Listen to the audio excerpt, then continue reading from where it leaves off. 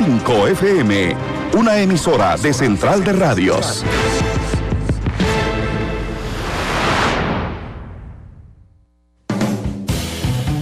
Vivimos en un mundo en constante cambio que usted merece entender, porque es imposible interpretar la realidad que vivimos sin conocer cada uno de sus colores.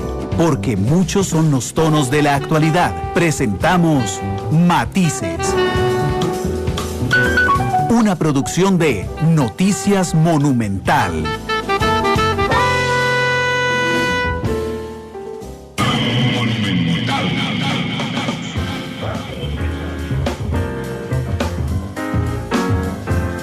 De Costa Rica, ¿qué tal? Muy buenas tardes. Les saluda Randall Rivera, director de Noticias Monumental, y les agradezco que me acompañen hoy en Matices, en horario especial. Hoy hay jornada de fútbol internacional. Hoy juega la selección nacional ante los Estados Unidos, así es que nos adelantaron nos adelantaron la hora del programa de hoy, y ustedes no se imaginan la carrera hoy para el programa, y les voy a contar por qué. Primero, saludar a don Johnny Villalobos, que me trajo hoy a la radio. Don Johnny, que le vaya muy bien, suerte en el día, que le salgan muchos clientes, don Johnny Villalobos. Pero les decía que ha sido una carrera, les voy a contar. El lunes pasado, yo evidentemente estoy muy preocupado por lo que pasa en Nicaragua. Iba a entrevistar a Félix Maradiaga, y entonces resulta que el día de la entrevista detienen a don Félix Maradiaga, que es uno de los líderes opositores de Nicaragua. Ayer llamé por teléfono a doña Vilma Núñez de Escorcia. Ella es una reconocidísima luchadora por los derechos humanos en Nicaragua, directora del Centro Nicaragüense de Derechos Humanos, y pues me dijo que sí, que no tenía ningún problema. Esta mañana conversamos, y ahorita, hace un rato, me avisó doña Vilma que había un apagón generalizado en Managua. Por supuesto que uno no sabe ahora si es al propio o no es al propio. Lo cierto es que doña Vilma me hizo el favor de ponerse a cargar los datos del teléfono para poder atendernos desde su casa creo que está en su casa o en su oficina, no sé, en Managua. Así es que doña Vilma, le agradezco mucho. ¿Cómo le va? Muy buena tarde. Sí, muy buenas tardes, saludando que tenemos la oportunidad, con todo esto que has explicado, de podernos comunicar y transmitir a través de tu programa nuestra posición, la información de lo terrible que está viviendo el pueblo de Nicaragua. Muchas gracias, doña Vilma. Yo realmente siempre, por supuesto, he estudiado mucho la historia de Nicaragua, y quisiera compartir una reflexión con usted y que usted me diga si estoy equivocado o no, pero el nivel de descaro, si me lo permite, es inédito en el régimen de Daniel Ortega. Es decir, por supuesto que después de la revolución sandinista, ellos estuvieron en el poder de facto, después disfrazaron durante buena parte de los últimos años de una democracia que realmente no es ni transparente ni representativa para estar en el poder, pero por lo menos lo disimulaban, doña Vilma. Lo que pasa es que ahora vamos para elecciones en noviembre en Nicaragua, y resulta que en cuestión de una semana han detenido para inhabilitar a prácticamente todos los precandidatos opositores. ¿Usted se acuerda de un momento de tal descaro del régimen Ortega Murillo en este aspecto, doña Vilma?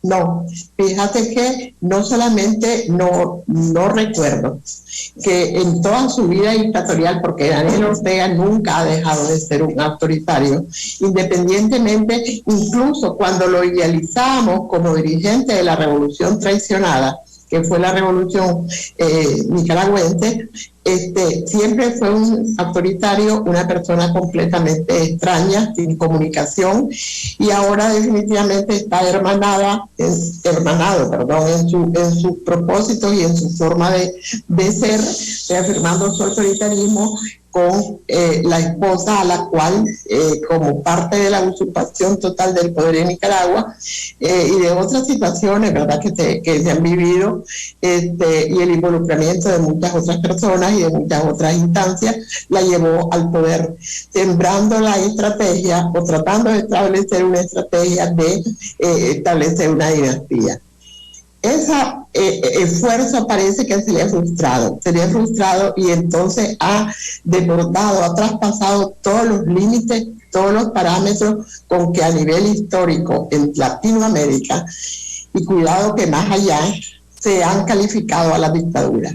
Eso no tiene nombre, esto ya no es una persecución política, esto ya no es otra forma de actuar autoritaria, centralista, excluyente, sino que definitivamente todas esas acciones que realiza están inspiradas en una carga de odio, en una carga de destrucción, que refleja su estado anímico, que refleja, bueno, su personalidad y la frustración que tiene de no haber podido ya llevar a la presidencia a la Rosario Murillo. Ese estado entonces se está vengando de todo aquel que ponga de cualquier forma un obstáculo en su camino. Sin embargo, lo está haciendo de la peor forma. Lo está haciendo de la peor forma porque es la liquidación total ya no sé si ya había institucionalidad en Nicaragua, pero es la destrucción total del poder judicial, del poder electoral y de todo lo que signifique institucionalidad en este país. Prácticamente él está usando en este momento el derecho penal para violar derechos humanos, para reprimir a la población. Una represión que no se centra específicamente en la brutal represión a los 4 ya candidatos a la presidencia y a los 2 dirigentes políticos, especialmente la dirigente Violeta Granera, sino que prácticamente se ha convertido esta agresión que empezó hace varios días. Ya Cristiana Chamorro tiene, por ejemplo, 7 días de estar prácticamente encarcelada en su propia casa, sin comunicación. Después siguió con Arturo Cruz cuando venía de Estados Unidos y lo encarcela. Después entonces Félix Maradiaga, con el que no pudiste hablar allí, y es tan cobarde y es tan destructor de cualquier imaginario, de que a Félix Maradiaga lo citan a la fiscalía. Acude él a la fiscalía, lo entrevistan durante 3 horas, lo interrogan durante 3 horas, él sale de la entrevista y no se atreven a capturarlo en frente de la gran cantidad de periodistas y amigos que estaban allí esperando su salida, sino que esperan que salga de la fiscalía y lo asaltan prácticamente en la calle, donde según su abogado que lo acompañaba, el abogado que lo acompañaba fue montado violentamente en las patrullas y golpeado. Y lo extraño que hay que, lo sintomático que hay que relevar es que inmediatamente que ocurre eso, casi simultáneamente, ya tanto la policía como la Fiscalía General de la República sacan su comunicado imputando la comisión de un delito que se inventó Daniel Ortega para reprimir a través de una ley 1055, pero que definitivamente lo que es una tipificación de supuesta traición a la patria. Entonces, esa es la situación en este momento, más con este corte de luz que uno no tiene mayor comunicación. Entonces no sabemos si ya llegaron al juzgado a Félix. Sabemos que lo están imputando de este delito inexistente y después de eso también anoche se vivió una situación verdaderamente de terror aquí en Nicaragua, porque no se había terminado de asimilar la cárcel y la represión en contra de estos 3 candidatos presidenciales, Cristiana, Arturo Cruz y Félix Maradiaga, cuando en la noche allanan violentamente la casa de Juan Sebastián Chamorro, otro de los candidatos, y entonces incluso ya Juan Sebastián había sido citado para el día de hoy para declarar en la fiscalía. Entonces, ¿qué es esa falta de coordinación incluso en la represión? ¿Qué es lo que pretende? ¿O es que en el momento en que se le ocurre, le cambia la orden que le da a su instancia subordinada? Porque allí, bueno, dejó plantado la represión que ejerció anoche contra Juan Sebastián Chamorro, y que después lo hizo extensivo a 2 dirigentes del país, al uno el miembro del COSEP, una cámara de empresa, y la dirigente connotada y muy conocida de Violeta Granera. Entonces hace toda como una arremetida, y entonces siembra prácticamente el terror en la población, porque paralelamente a esas acciones represivas, entonces se impulsa una campaña a través de sus medios de comunicación, a través de sus voceros y a través de las redes sociales, en una campaña de terror, pudiéramos decir, de amenazas directas, de agresiones a la integridad de las personas, a la integridad psicológica de las personas, y a la imputación en general de la comisión de delitos, con anuncios como, por ejemplo, después de esto van los sacerdotes, y empiezan ellos a circular en sus redes informaciones falsas desde que determinados sacerdotes ya están presos, de que van a hacer, y con esa voz amenazante y horrorosa que tienen algunos de sus personeros de la comunicación, empiezan prácticamente, y después siguen otros, y entonces prácticamente tienen una situación de tensión a la gente en general de Nicaragua, que ha tomado la decisión de no permitir que se consolide más en el poder esta dictadura. Claro, de hecho, aquí Tatiana, déjame un segundo para ver Tatiana León nos dice en Facebook: ¿por qué no presentan, o dice, un habeas corpus? Y esto me lleva a que es un recurso, digamos, que en Costa Rica y en el mundo se permite interponer cuando a una persona se le viola el derecho de tránsito. Sin embargo, esto me lleva a un tema más profundo que le iba a pedir a doña Vilma que por favor nos explicara de cómo se ha dado en el caso de Nicaragua. Resulta que muchas veces cuando uno critica lo que pasa en otros países, yo lo hice recientemente con Nayib Bukele en El Salvador, ¿verdad? Yo digo, suave, es que no puede él imponer su criterio a los otros poderes del Estado, y la gente me dice, pero es que eso fue aprobado por el Congreso, pero además los tribunales dijeron que era un actuar normal en El Salvador y legal. Bueno, resulta que uno puede confiar en la división de poderes siempre y cuando exista la división de poderes, y ese es el gran tema en Nicaragua. Usted no hace nada presentando un habeas corpus porque Daniel Ortega maneja la Corte Constitucional nicaragüense, pero también controla la Corte Suprema de Justicia, también controla el Congreso, también controla el Consejo Nacional Electoral. Y yo le quería, doña Vilma, por favor, pedir que si nos explica cómo logra Ortega cooptar durante los últimos años prácticamente todos los poderes del Estado, que hoy lamentablemente los tienen a ustedes, los ciudadanos, en una indefensión completa, doña Vilma.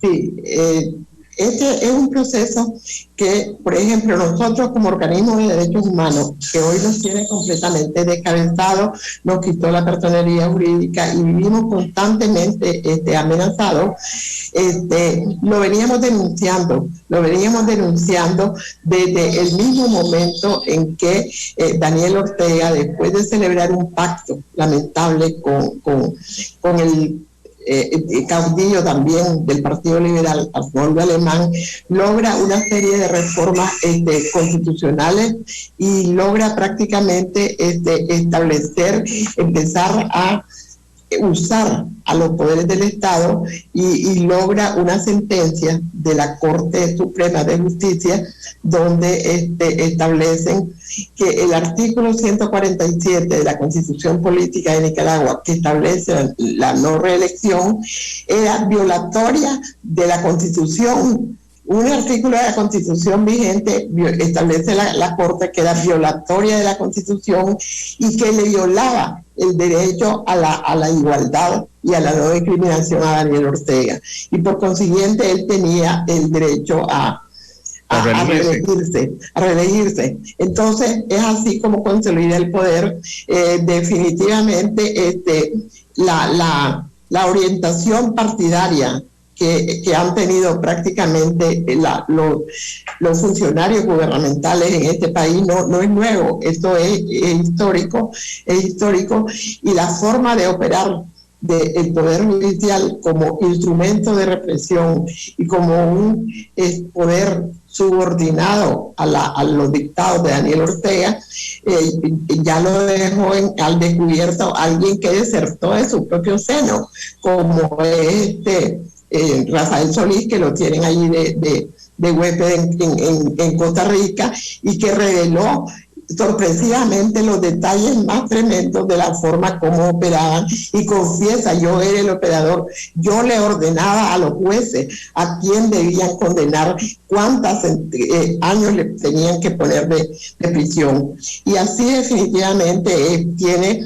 prácticamente cooptado, no digamos cooptado, sino sometido como instrumento de represión al Poder Judicial de Nicaragua, uno de los poderes más fundamentales del Estado, ya que conforme el artículo 160 de la Constitución es el encargado de proteger los derechos humanos de todas las personas sometidas a su jurisdicción. Entonces aquí no tenemos ninguna garantía, como bien lo explicabas en tu pregunta, aquí no funcionan los recursos. Ahí están en la Constitución como letra muerta el recurso de amparo, el recurso de habeas corpus, de habeas data, el recurso por inconstitucionalidad, pero nada funciona, porque si se llegan a interponer, a veces lo admite la sala, por ejemplo, departamental, de los tribunales departamentales, que son donde se interponen los recursos de amparo, por ejemplo, y después duermen el sueño de los justos en los escritorios de los magistrados de la Corte Suprema. Entonces, la Corte Suprema de Justicia, encarnada en los funcionarios que están actualmente al frente de este poder del Estado, son la afrenta jurídica más grande y la traición más grande, y actuando casi con premeditación. Doña Vilma, discúlpeme, es que ahí se le puso en silencio el micrófono del teléfono. Ahora sí. Sí, entiendo eso. Realmente es increíble. Cuando Rafael Solís Cerda era un magistrado de la Corte Suprema de Justicia, y resulta que algo le pasa, porque, digamos, era el operador político Daniel Ortega, algo le pasa, él huye, renuncia y cuenta lo que doña Vilma nos ha relatado. O sea, cómo es el mismo régimen el que dice, por ejemplo, vea, dele casa por cárcel a Cristiana Chamorro, mande al chipote a Félix Maradiaga. Es el mismo régimen el que ha señalado esto. Entonces, están en una indefensión completa, porque claramente, si yo le digo a doña Vilma esta tarde que por qué no presenta un habeas corpus a favor de Félix Maradiaga, se va a reír y me va a decir: ¿para qué? Si no tienen confianza. Además, sus abogados defensores y la gente se ha encargado de presentar todos los recursos habidos y por haber, y los defensores directos de todas las personas que están siendo victimizadas y perseguidas, se quedan con el recurso esperando, y se los han rechazado. Entonces es que aquí no hay institucionalidad, no hay división de poderes, no hay Estado de Derecho, al extremo que ya un día de estos alguien, ya uno de los funcionarios de la OEA, que a veces tiene valoraciones distintas o fluctuantes, pudiéramos decir, ya catalogó que estamos prácticamente configurando un Estado fallido. Porque está sometido el Poder Judicial, es el instrumento principal de represión en este momento. Hay que darse cuenta que la policía y las fuerzas paramilitares que funcionan en Nicaragua andan metiendo el miedo y andan haciendo todo en las calles. Nicaragua es un país militarizado, parece que estamos en guerra, pero la peor represión no es increíble la que están haciendo ellos, sino que la peor represión la está cometiendo el Poder Judicial, tanto los jueces como la Fiscalía. Son el instrumento de represión, la que ejercen a través de leyes que previamente habían sido promulgadas con el involucramiento directo en este plan de represión y de instrumentalización de la ley por parte del poder legislativo, que es otro instrumento de represión. Y sabes que yo te quisiera decir de que no digamos que las órdenes llegan del régimen. Aquí estas órdenes tienen nombre y apellido. Esas órdenes provienen directamente del búnker del Carmen, donde se ha prácticamente parapetado, pudiéramos decir, para agredir al pueblo de Nicaragua, Daniel Ortega, y es de allí de donde salen las órdenes. No es un régimen, no son un grupo de gente, son Rosario Murillo y Daniel Ortega los que impulsan esas acciones y las impulsan de acuerdo a veces a su estado anímico. Por eso es que a veces no hay coordinación en la represión, y a veces mientras uno quiere reprimir a través de una cita en la fiscalía, la otra manda a capturar a la gente. Esa es la situación gravísima que estamos viviendo, ¿verdad?, en Nicaragua.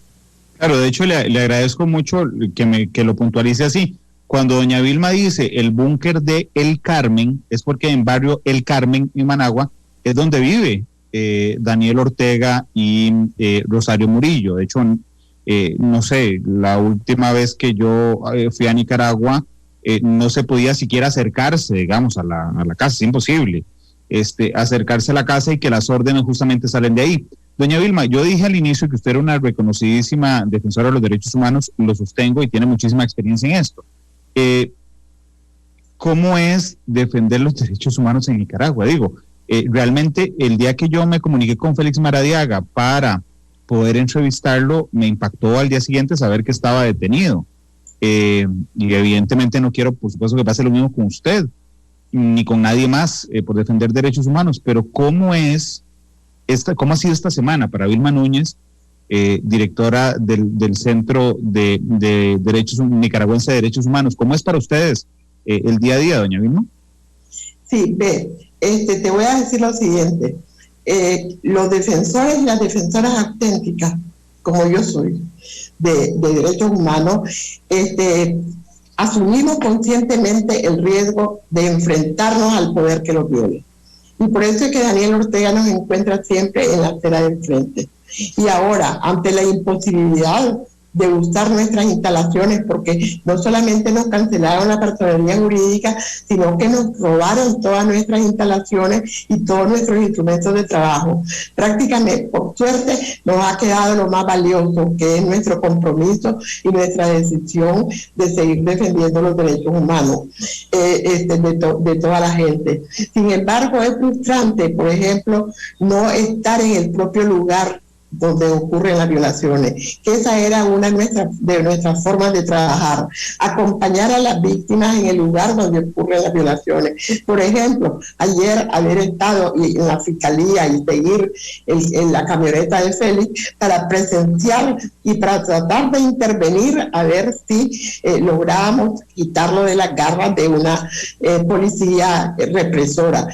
Porque esa era la forma de actuar de nosotros hasta que nos quitaron la personería jurídica y nos tienen como defensores de derechos humanos con nuestros principios firmes, pero con una sensación de impotencia, con una sensación de obstaculización de lo más mínimo, donde prácticamente lo más que podemos hacer es fortalecer nuestro derecho a denunciar, a alzar la voz, a saber que Daniel Ortega nos encontrará siempre en la acera de enfrente denunciando las violaciones a los derechos humanos que comete.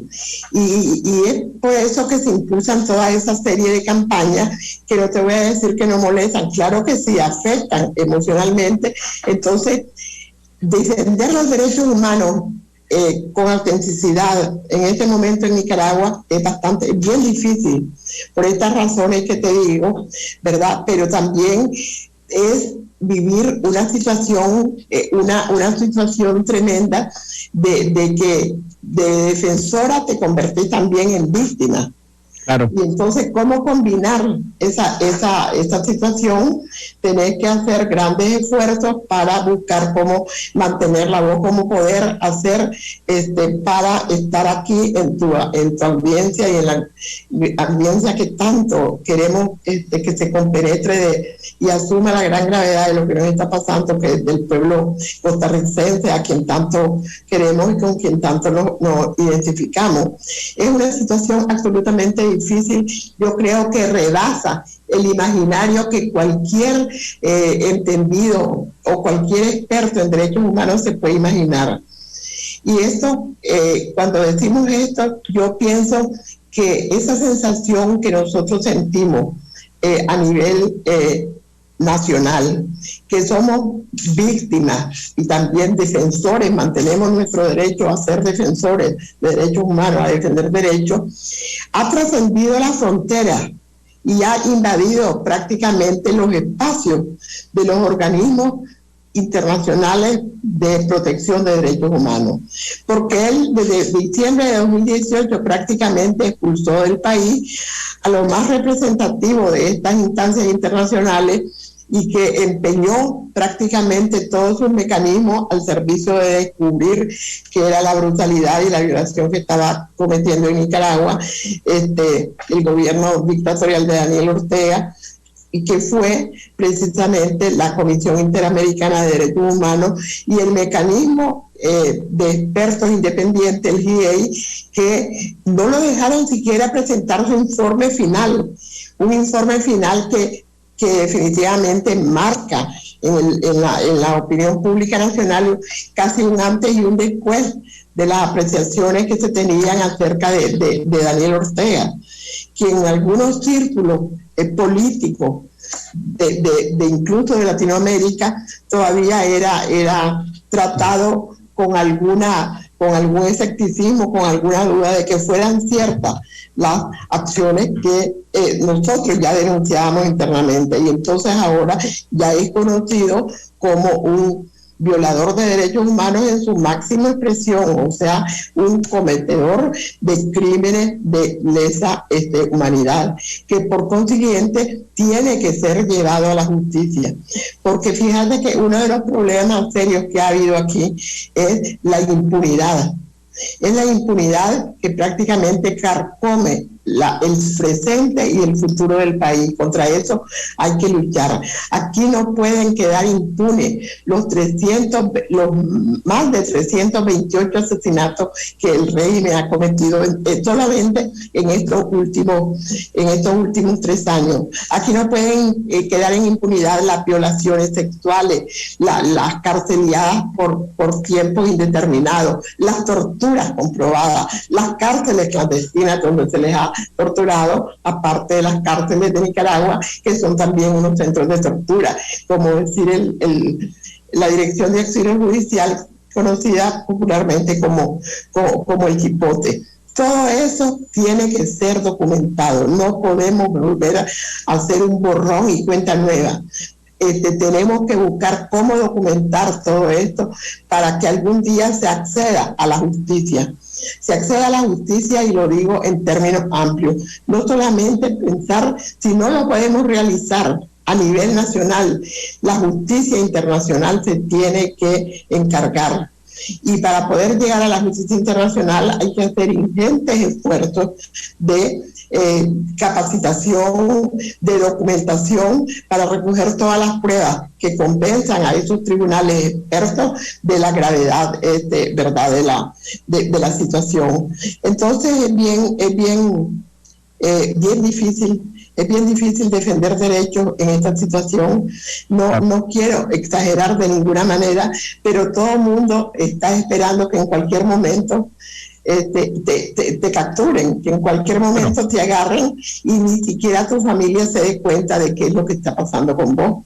Sí, de hecho, yo tampoco quiero exagerar y menos, por supuesto, ponerle en riesgo, pero sí quiero que entendamos la enorme cantidad de gente que nos está escuchando y la que está conectada en Facebook, que aquí todo el mundo les manda abrazos, vamos, fuerza, no sé qué, y todo eso es muy bonito, pero yo le quería preguntar la vivencia personal a doña Vilma, o sea, en el sentido, yo no sé si doña Vilma está en la oficina, no me diga doña Vilma si está en la oficina o está en la casa, pero digamos, supongo que hoy si salió de su casa tuvo que volver a ver para todo lado, que a cada rato tiene que ver si hay algún carro que la esté vigilando.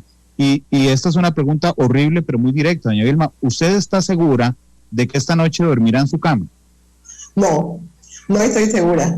Yo creo que nadie en Nicaragua en este momento sabe qué es lo que va a pasar en las próximas horas. No sé, por ejemplo, si están oyendo esta entrevista, esta conversación con vos y vendrán en algún momento. En algún momento, y esa es una situación que, como vos decís, no la quiero exagerar, no quiero de ninguna manera generar desesperanza, de ninguna manera, ni generar más temor del que ya intencionalmente y como un arma de represión está impulsando el gobierno, porque esas voces horribles con una fuerza malévola, ¿verdad? Amenazan y faltan más y siguen más, y aquella cuestión, aquella amenazante en las radios y en los espacios publicitarios del gobierno son verdaderamente terribles. Y todos los mediodías de cada día tenemos que aguantar y a veces esperar, porque de allí salen las agresiones, un discurso que todos los mediodías emite la señora Rosario Murillo. Prácticamente es una verborrea y una discusión, no quiero decir diarrea mental, de una serie de insultos y prácticamente orientaciones concretas de la represión que de otra forma tienen que ejecutar policías, paramilitares, y ahora han inventado, de cara a lo que pudo haber sido un proceso electoral, unidades de vigilancia electoral, que son una serie de personas entrenadas precisamente para andar espiando. Nicaragua vive bajo un sistema de espionaje, impulsado en un primer momento por los comités por los CPC, comité ay, me olvidé el nombre. Después crearon otro comité de liderazgo sandinista, donde prácticamente convirtieron también en espías y controladores a dirigentes y funcionarios del Estado, y ahora han organizado otra fuerza de espionaje y de persecución de cara a las elecciones. Dicen ellos que para defender el voto, cuando ellos mismos son los que se han encargado de destruir esta expectativa de elecciones que teníamos, y nosotros, yo personalmente y el equipo del CENIL, no veíamos este proceso electoral como un fin, sino como el medio a través del cual se podía conseguir la transformación, ¿verdad? La transformación de la realidad, porque es lo único que cabe aquí en Nicaragua, transformar de raíz esta situación. Aquí no podemos llegar con acuerdos, con por ahora calmemos esta situación y arreglemos, no, de ninguna manera. Aquí definitivamente considero de que el gobierno ha llegado al extremo de que la gente que no ha dejado de luchar, que no ha abandonado sus principios y su compromiso con la gente de Nicaragua, con esos muertos que claman justicia, con esos más de, ya son 126 presos políticos, más los 6 que hay de las últimas horas, no pueden seguir en la cárcel. Ese compromiso hay que buscar cómo seguirlo impulsando y cómo seguirlo realizando. Pero definitivamente lo que han hecho el régimen Ortega Murillo, lo que ha hecho es prácticamente que en vez de que la gente se busque o se aboque a buscar cómo en las urnas resolver este problema por la vía cívica, que es el mecanismo que idearon aquí en la gente que está luchando en las calles, en los barrios, porque no quieren otra guerra. Aquí no, la guerra no es opción, pero creo que es tan perverso y es tan tan, no sé, no quisiera usar palabras, los calificativos que le caben, que prácticamente él lo que quiere es una guerra y está impulsando a la gente a usar lo que prevé la declaración, el preámbulo de la Declaración Universal de Derechos Humanos, cuando dice que ojalá aquellos pueblos a los cuales se les niega el ejercicio de sus derechos no se vean compelidos al derecho supremo a la rebelión. Entonces esa es la situación. Aquí en Nicaragua ya no estamos luchando por una elecciones libres. Eso es imposible pensarlo en este momento. Aquí estamos luchando por detener el fraude que ya empezó a desarrollarse a un costo muy alto desde todo punto de vista. No podemos de ninguna manera aceptar y asimilar que 4 candidatos que veían en las elecciones, un proceso electoral, un mecanismo, una forma para transformar la realidad del país, estén ahorita guardando prisión en condiciones verdaderamente tremendas, sin defensa, sin el comportamiento normal, si se le puede llamar así, que pudieran tener un reo en una cárcel, y además con el agravante de que son inocentes, de que no han cometido ningún delito y les están violando su derecho a la honra y reputación al estarle imputando delitos imaginarios. Esto es verdaderamente, no nos podemos imaginar qué es lo que está definitivamente pasando.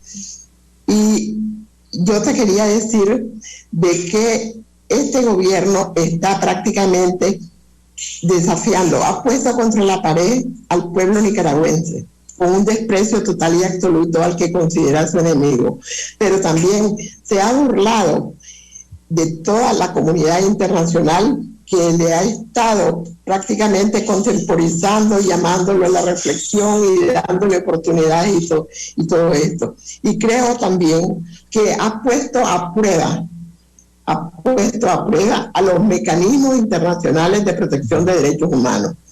Ya la Comisión Interamericana está agotando prácticamente todos sus innovadores mecanismos que impulsó después del fortalecimiento, del proceso de fortalecimiento hace algunos años.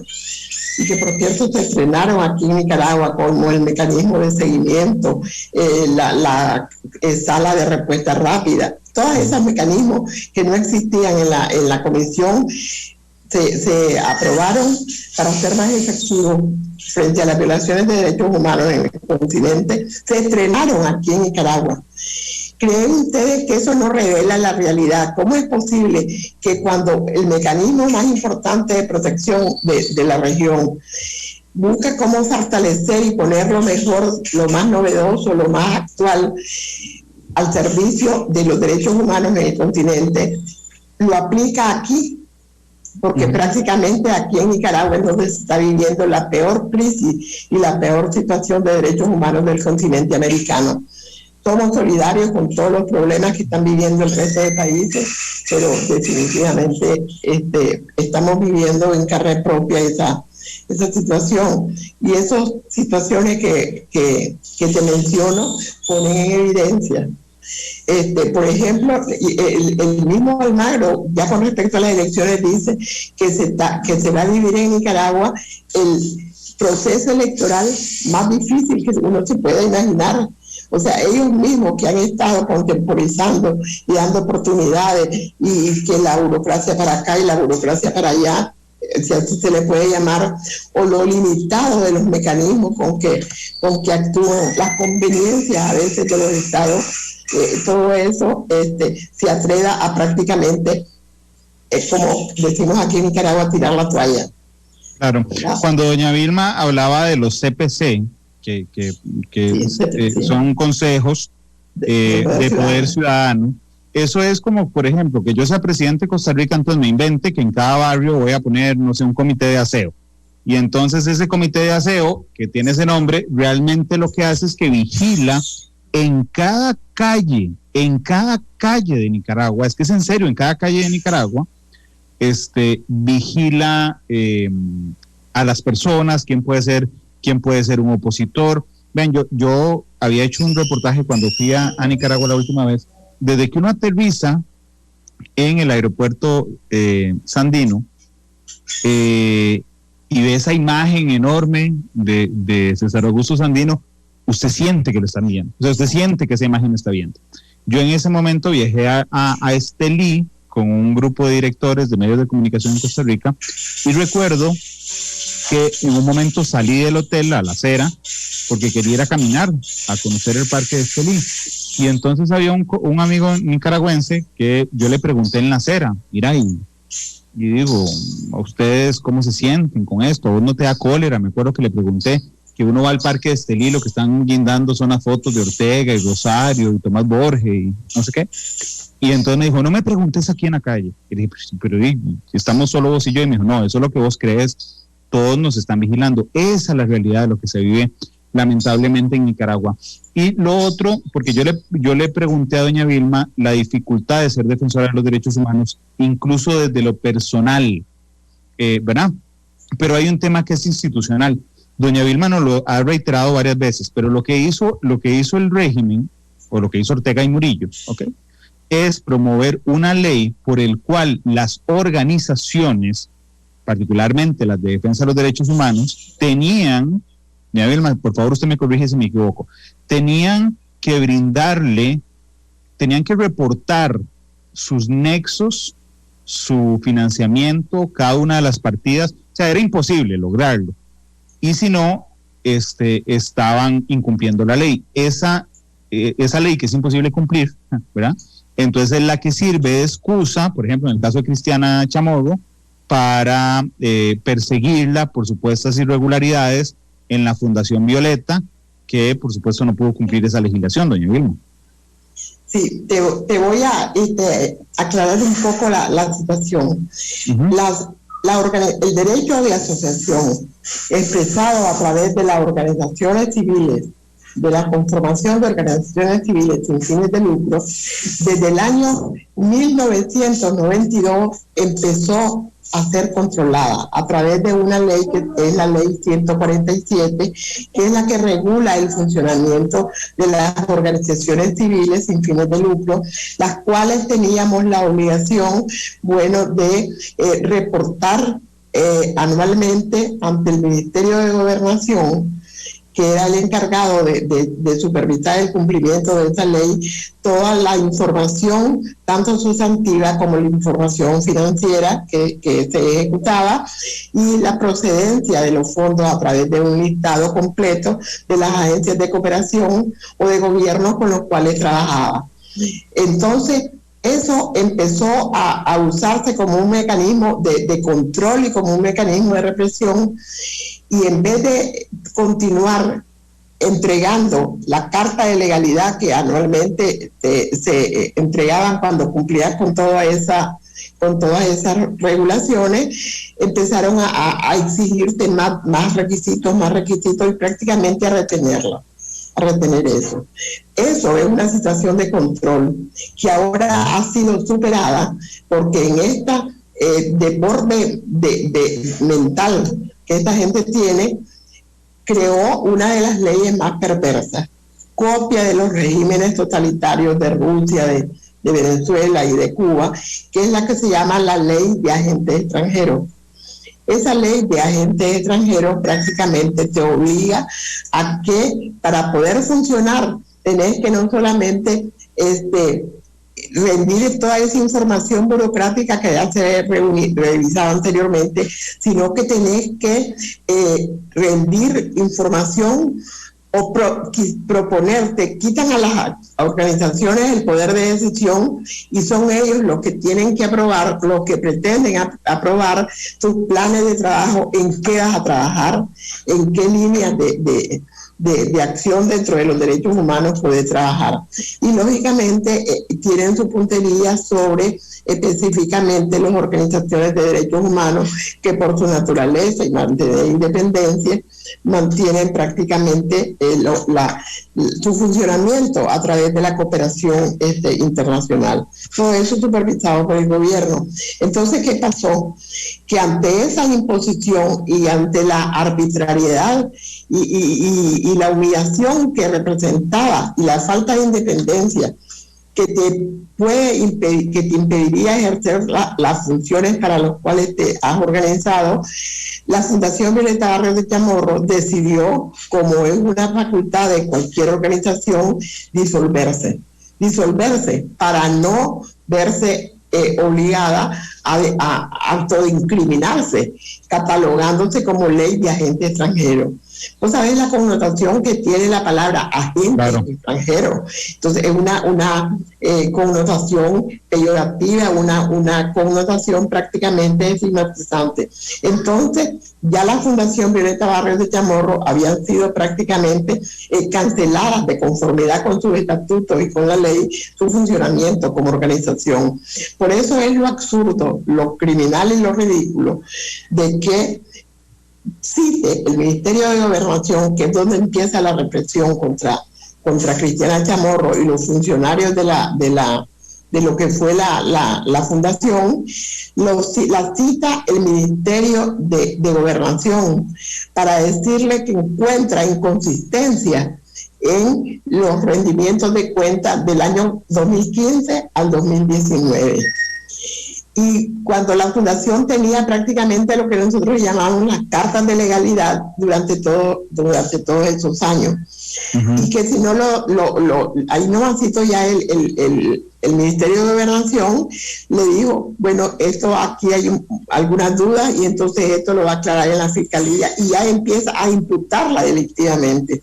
Por eso te digo que aquí en Nicaragua no solamente te matan con el rifle, no solamente te agreden con los paramilitares y la policía armada con armas de guerra, porque aquí tengo que decirlo, no es solamente la policía, los dos cuerpos.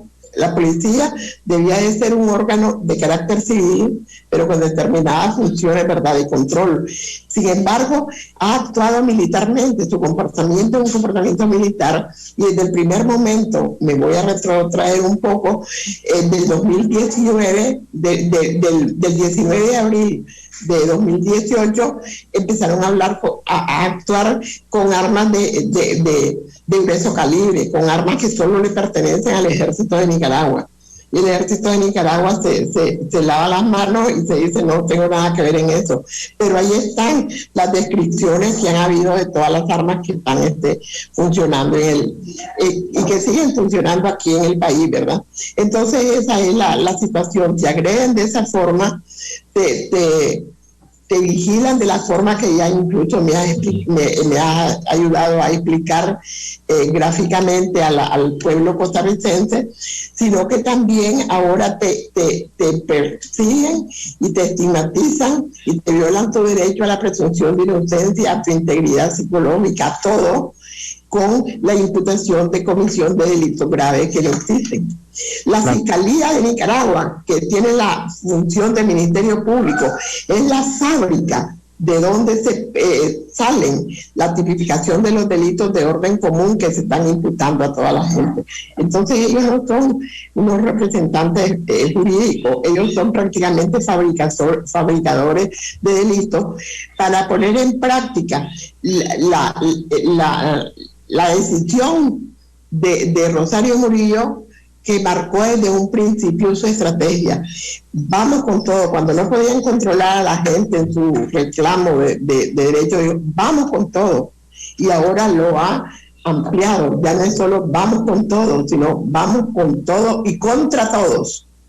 Y eso lo acabamos de señalar en la última Twitter que hicimos.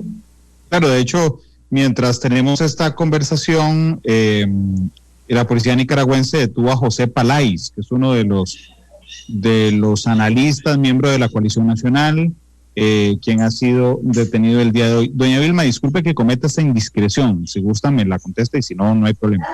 ¿Usted me puede decir en qué año nació usted? No es indiscreción. Yo nací en el año de 1938. Tengo 82 años y medio, voy a cumplir 83. Y fíjate que yo estaba dando seguimiento a través de las redes y de comunicaciones de la situación de Chipepalé desde anoche mismo, y desde antes ya venía siendo hostigado, perseguido. Anoche derribaron parte de los portones, destruyeron las cámaras de vigilancia. Y hasta antes de que me comunicara empezáramos a comunicarnos, la información es que se encontraba rodeado gravemente por una gran cantidad de militares, de policías militares allí en la ciudad de León. Entonces ahorita me está diciendo que ya lo capturaron. Sí, señora, 100% Noticias, que es un medio de comunicación nicaragüense, sí. Es quien informa a través de las redes sociales que José Paláis ha sido detenido. Dice la policía publica fotos del momento de la detención al analista político José Paláis. El operativo fue dirigido por el comisario Fidel Domínguez. ¿Verdad?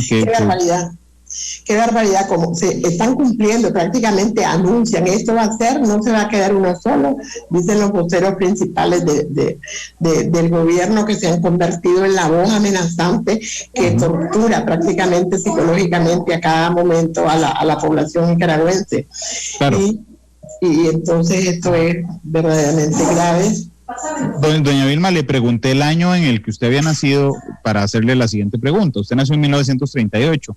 Ya había iniciado, porque arrancó en 1937, la dictadura somocista, el régimen de Anastasio Somoza. Después, por supuesto, pasa a su hijo. Lo que le quería plantear es extrapolar su ejemplo al pueblo nicaragüense. Es decir, si yo agarro la historia desde su nacimiento hasta el día de hoy, doña Vilma, realmente en democracia plena, nunca han vivido. Han vivido procesos más democráticos, como la presidencia de Violeta Barrios o de Enrique Bolaños, pero digamos, pero aún así el régimen ahí sí estaba metido en los mandos medios del gobierno de manera fuerte. Es decir, que usted, que tiene 82 años y medio, que nació en 1938, usted nunca ha logrado ver a su país, y eso es un drama enorme, usted nunca ha logrado ver a su país, doña Vilma, con una democracia plena, con libertades respetadas completamente. Fíjate que no. La dictadura, el sistema dictatorial que empezó a desarrollarse, porque habían habido otros problemas anteriores, claro. En 1934, cuando yo no había nacido, es el esfuerzo de Somoza por apoderarse de Nicaragua, y empiezan durante ese tiempo a darse una serie de acciones donde muchos patriotas nicaragüenses perdieron la vida, fueron asesinados tratando de buscar cómo salir de la dictadura. Sin embargo, la dictadura de Somoza llega hasta 1979. Entonces a mí me tocó prácticamente vivir esa dictadura, no solamente como estudiante de Derecho y como abogada después, ser defensora de los presos políticos de esa dictadura, sino que además haber sido una presa política. Yo fui una prisionera política de la dictadura de Somoza, y sé lo que es la cárcel, y sé lo que es la tortura por la dictadura. Entonces es verdaderamente terrible haber luchado para que esa dictadura no se volviera a repetir, y darte cuenta que la están prácticamente viviendo de nuevo desde prácticamente desde que la revolución se apartó, la dirigencia revolucionaria se apartó de toda la fundamentación jurídica, que por cierto desde allí de Costa Rica se impulsaba, yo idealizando, porque yo fui parte de esa revolución, y por eso es que me siento traicionada, y me siento con la responsabilidad también de buscar cómo contribuir a que el pueblo de Nicaragua no siga sufriendo, ¿verdad?, esa dictadura que inconscientemente contribuimos a construir, creyendo en un ideal que jamás cumplieron. Porque yo solo me imaginaba la entrada triunfante de los guerrilleros por un lado en una mano con el rifle y en otro lado con la Constitución, con lo que era el Estatuto de Derechos, el Estatuto Fundamental, elaborado precisamente allí en Costa Rica, con el asesoramiento de muchos demócratas y de muchos expertos en la materia.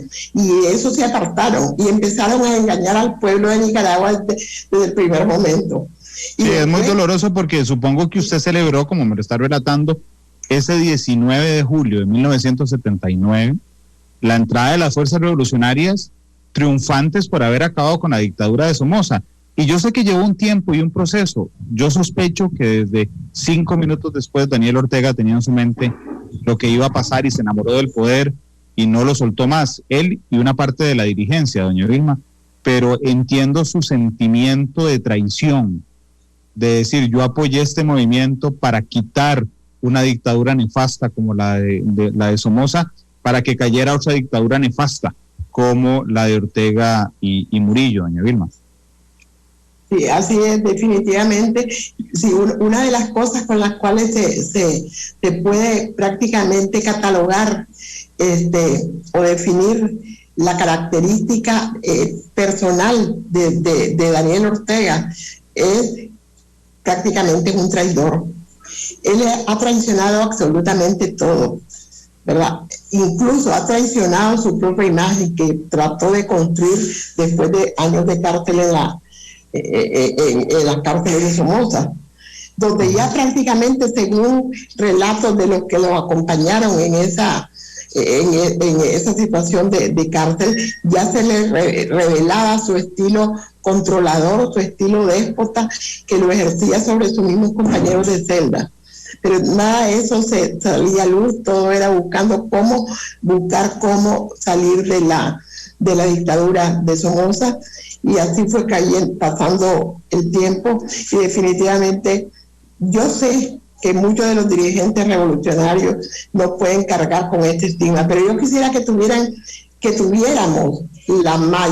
más entereza para descubrir uno a uno, sobre todo aquellos que estuvieron cerca de las acciones que cometió Daniel Ortega durante la revolución, lo que cometió después durante el periodo de casi de rescate de la democracia en el país con la llegada de doña Violeta Chamorro al poder, que fue totalmente obstaculizado y entorpecido los esfuerzos democráticos a través de lo que él llamó gobernar desde abajo. Y entonces eso significaba el entorpecimiento y la obstaculización de los esfuerzos que hizo, por ejemplo, doña Violeta, que por eso fue que Arnoldo Alemán salió con él para poder entre los dos buscar cómo controlar, de tal extremo también que después, cuando llega otro liberal, don Enrique Bolaños, al poder, le hace la vida imposible también y se vive en otra serie de crisis. Entonces yo creo que nosotros, el pueblo de Nicaragua, tenemos que abocarnos ya. No podemos heredar a futuras generaciones esta situación. Yo pienso, claro, en lugares de los jóvenes, yo pienso que la vanguardia, no me gusta ya esa palabra, en algún tiempo la usé lamentablemente, pero que la iniciativa, el empuje, la fuerza incluso natural, la tiene la juventud, pero no desprecien el compromiso que mucha gente que fue víctima también de todos esos desmanes, de una ilusión que se quiso construir, puede aportar. Entonces yo creo que la lucha del pueblo de Nicaragua tiene que ser de todo. Por eso es que con tanto empeño e insistencia se habla de la unidad. Lamentablemente esa palabra mucha gente la interpreta de diferentes formas. Entonces mi llamado en este momento, no crean que porque prácticamente hay hasta cierto punto ya una destrucción de la posibilidad de resolver por la vía electoral esta situación, la unidad es más necesaria precisamente para rescatar por la vía cívica otras posibilidades, que no nos maten la esperanza, que no nos maten nuestro empeño, ¿verdad? Que el miedo que es una de las armas que ha usado Daniel Ortega para reprimir y para mantener y para desmovilizar a la gente, no se apodere de nosotros. Hay que luchar contra el miedo. Claro, lo que pasa es que es muy complicado, doña Vilma, y su posición es completamente admirable.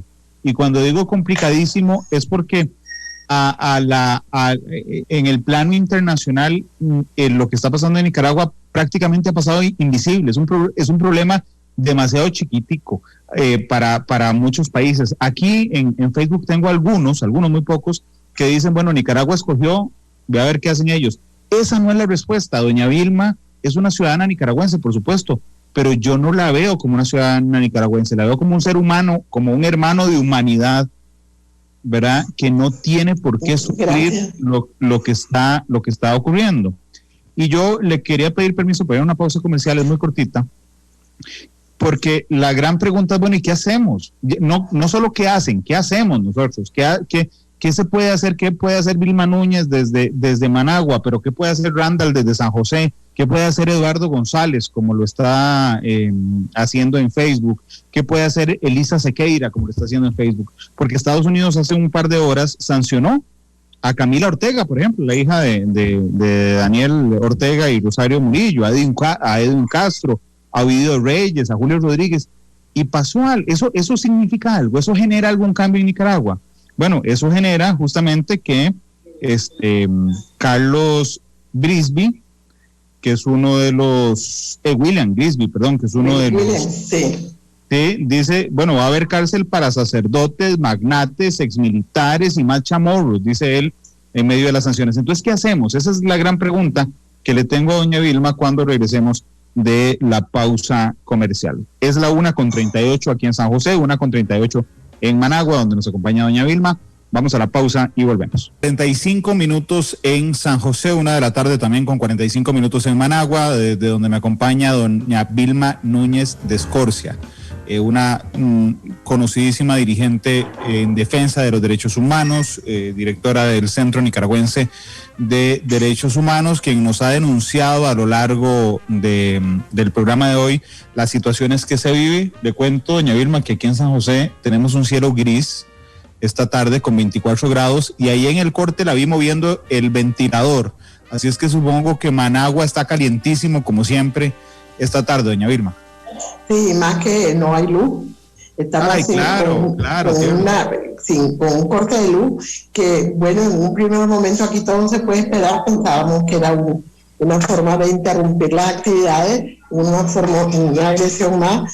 Después ha circulado la noticia de que es un problema centroamericano y que no hay luz desde Panamá hasta Guatemala, pero ya eso lleva más de 2 horas y yo te pregunté que si había luz allí en San José y me decís que sí, que no hay ningún problema.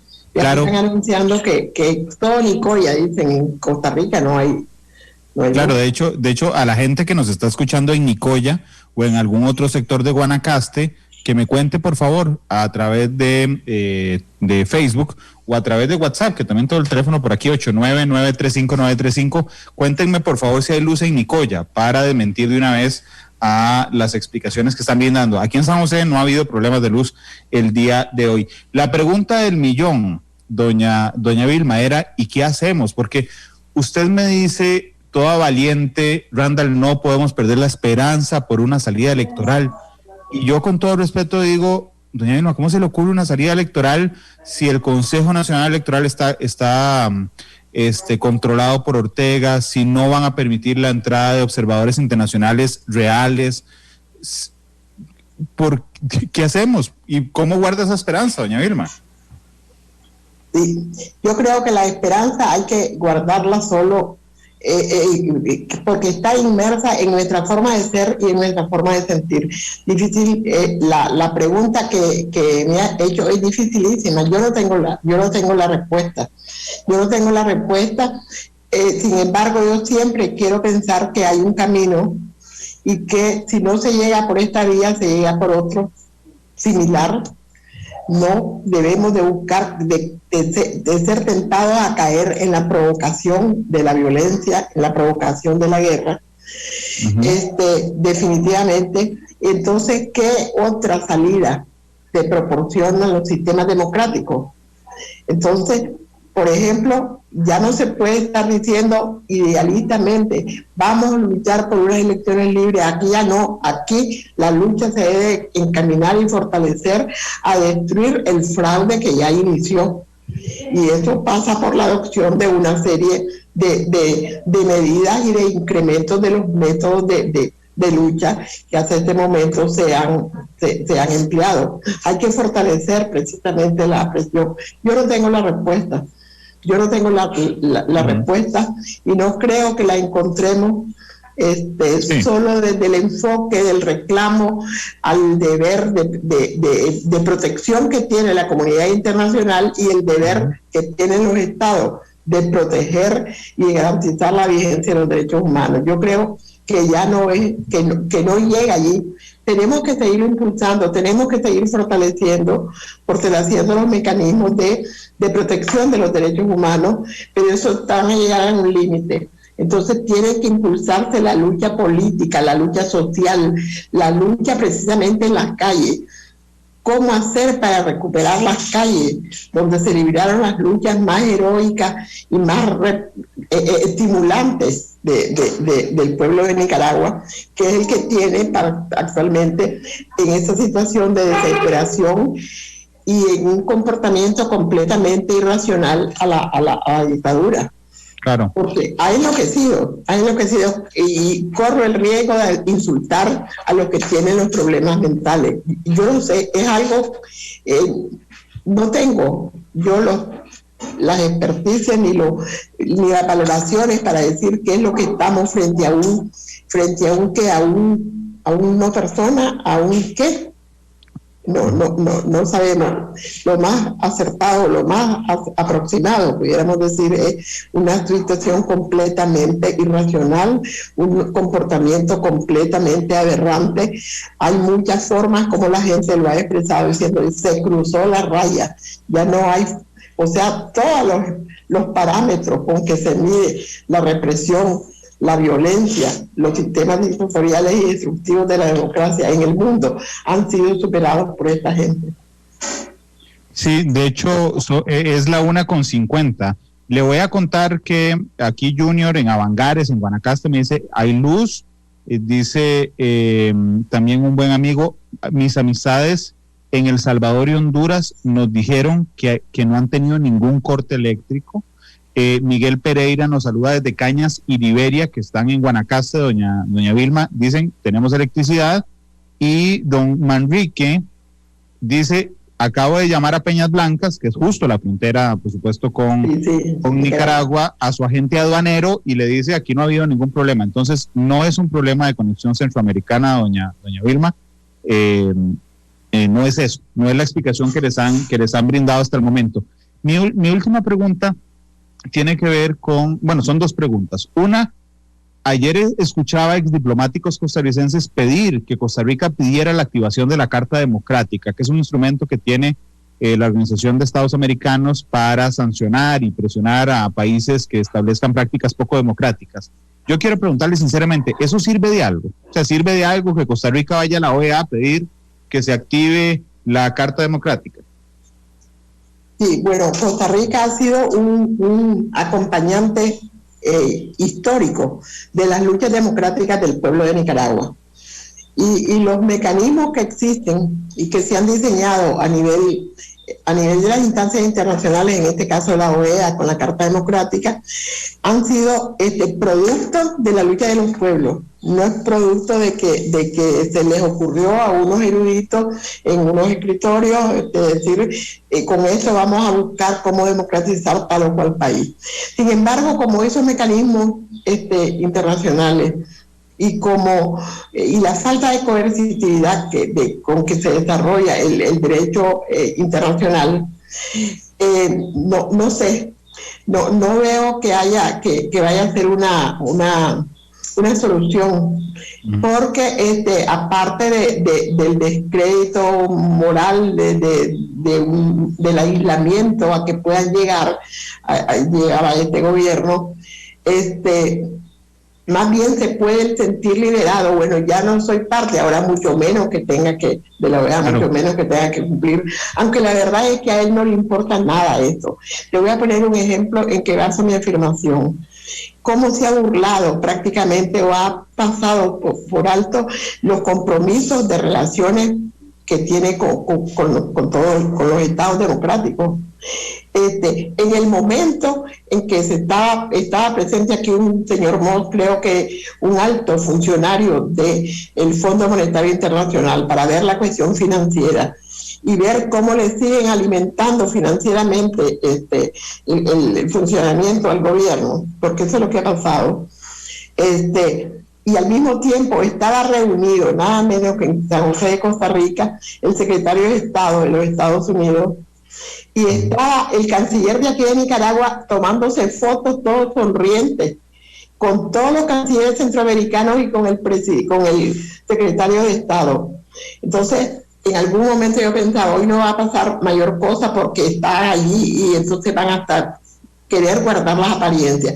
Precisamente a la hora que estaba ocurriendo eso, a la hora que Denis Moncada, el pseudo canciller de nosotros, que es otro instrumento más de la represión y de las mentiras que difunde a nivel mundial y a nivel diplomático, a la hora que estaba reunido con los cancilleres centroamericanos y con el secretario de Estado, y a la hora que estaba el jefe del Fondo Monetario Internacional aquí hablando de cómo financiarlo, en ese mismo momento estaba realizando la captura más violenta y más escarnecedora y más humillante contra Cristiano Chamorro. Es como restregándoles enfrente de la cara su poder, no me importa nada. Sí, es indignante. De hecho, estaba leyendo el comunicado que generó la Policía Nacional de Nicaragua sobre la detención de Félix Maradiaga. Es tan claro el invento de los delitos que quería compartirlo con ustedes. La Policía Nacional de Nicaragua dice, está siendo investigado don Félix Alejandro Maradiaga Blandón, ojo los delitos, por realizar actos que menoscaban la independencia, la soberanía y la autodeterminación, incitar a la injerencia extranjera en los asuntos internos, pedir intervenciones militares, organizarse con financiamiento de potencias extranjeras para ejecutar actos de terrorismo y desestabilización, proponer y gestionar bloqueos económicos, comerciales y de operaciones financieras en contra del país y sus instituciones, demandar, exaltar y aplaudir la imposición de sanciones contra el Estado de Nicaragua y sus ciudadanos y lesionar los intereses supremos de la nación. Imagínense cómo se defiende usted de una locura de estas. A mí lo que me parece increíble es que todavía haya gente y todavía haya partidos políticos en Costa Rica que de alguna manera defiendan a el dictador suelo Daniel Ortega y a su esposa. Doña Vilma, le agradezco muchísimo que me haya acompañado hoy desde Managua y que haya sido, por supuesto, tan valiente como siempre, pero además tan atenta para lograr la conexión en medio de este apagón que afecta a Nicaragua. Doña Vilma, muchas gracias. Sí, muchísimas gracias a ustedes, les agradecemos mucho y les pedimos que, como lo han hecho históricamente, sigan acompañando al pueblo de Nicaragua, no nos dejen solos, porque yo espero que nosotros no fallemos, que el pueblo de Nicaragua tenga que levantarse una vez más y romper precisamente todo ese cerco de inmovilización a que el gobierno nos quiere llegar, la dictadura nos quiere llevar. Muchísimas gracias. Un saludo al pueblo costarricense y a sus autoridades. Gracias, doña Vilma, que Dios la proteja. La última pregunta es una de las más difíciles. En su caso no es así. Yo le pregunto siempre a mis invitados que escojan una canción para cerrar el programa. Entonces quiero pedirle si hay alguna canción que a usted la llene de esperanza, de fuerza, que la anime para ponerla al cierre del programa de hoy, doña Vilma. Sí, bueno, yo creo que una de las canciones, la última canción que hizo Luis Enrique Mejía Godoy, que precisamente está exilado allí en Costa Rica y que se llama El Pueblo Ya Votó. Ya votó, el pueblo ya votó. Ya votó. Es la última canción que él ha hecho. Va a ser estrenada más adelante, pero ya es público, ya circula. Yo también la tengo en mi teléfono, pero ojalá que Luis Enrique allí, Lucy, me estuvieran escuchando y entonces pudieran pasarse la canción si es que no la tienen allí. No, ya está sonando de fondo. Pueblo, ahí está sonando de fondo. Pueblo ya votó. Es esa, doña Vilma, ¿verdad? Esa. Doña Vilma, que Dios la proteja, muchas gracias. Muchas gracias. Hasta luego, que esté bien. Luis Enrique Mejía despide Matices hoy. Este pueblo ya votó, viene esta tarde en cuestión de minutos. Hasta luego.